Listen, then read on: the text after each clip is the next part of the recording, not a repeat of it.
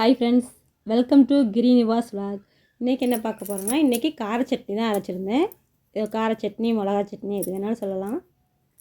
சட்னி பார்த்திங்கன்னா நல்லா டேஸ்ட்டாக இருக்கும். இட்லி தோசைக்கு அவ்வளோ ருசியாக இருக்கும். வாங்க எப்படி பண்ணுறதுன்னு பார்க்கலாம். அதுக்கு நான் ஒரு 15 பல் பூண்டு எடுத்து வச்சுருக்கேன். இது கூடவே 10 வரமிளகா எடுத்து வச்சுருக்கேன். காரம் இன்னி தேவைப்படுச்சுன்னா இன்னி கூட நம்ம வரமிளகா சேர்த்துக்கலாம். இதுவே அதிகமாக இருக்கும். இது கூட ஒரு 5 தக்காளி, சின்ன தக்காளியாக இருக்கிறனால 5 சேர்த்துருக்கேன். பெருசாக இருந்தால் ஒரு 3 சேர்த்தா போதும். தக்காளியில் இருக்கிற அந்த நடுவில் இருக்கிற அந்த பகுதியை கட் பண்ணிவிட்டு சேர்த்துருக்கேன்.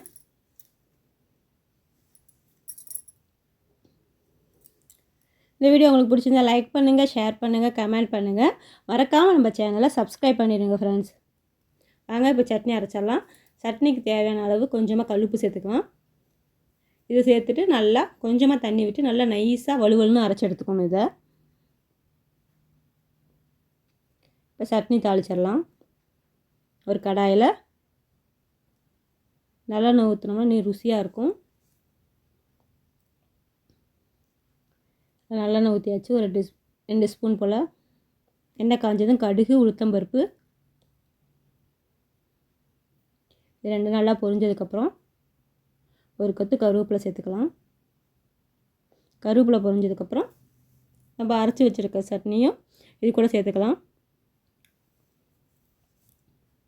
நல்லா கிளறி விட்டுருவோம். ஒரு 5 நிமிஷம் போல் கொதியட்டும். உப்பு பத்தலைன்னா உப்பு சேர்த்துக்கலாம். நம்ம ஊற்றிருக்க நல்ல எண்ணெய் வந்து மேலே நல்லா பிரிஞ்சு வரும். இந்த மாதிரி வந்துச்சுன்னா நம்ம சட்னியை ஆஃப் பண்ணிடலாம். இந்த சட்னி பார்த்திங்கன்னா இட்லிக்கு தோசைக்கும் அவ்வளோ ருசியாக இருக்கும். எக்ஸ்ட்ராவே இட்லி சாப்பிட்லாம், அவ்வளோ ருசியாக இருக்கும். ட்ரை பண்ணி பாருங்கள்.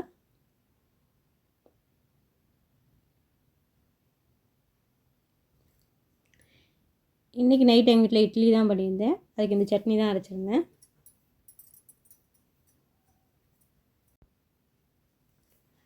இந்த சட்னியோட கொஞ்சமாக நல்லெண்ணெய் சேர்த்து நல்லா குழப்பிட்டு அந்த இட்லியை பிச்சு சட்னியை தொட்டு சாப்பிட்டோம்னா அவ்வளோ ருசியாக இருக்கும். அப்படியே நாக்கில் அப்படி எச்சி ஊறும் பாருங்கள், அவ்வளோ ருசியாகவும் இருக்கும். ட்ரை பண்ணி பாருங்கள். மீண்டும் அடுத்த ஒரு வீடியோவில் சந்திக்கலாம். மறக்காமல் நம்ம சேனலை சப்ஸ்கிரைப் பண்ணிடுங்க ஃப்ரெண்ட்ஸ். தேங்க்யூ.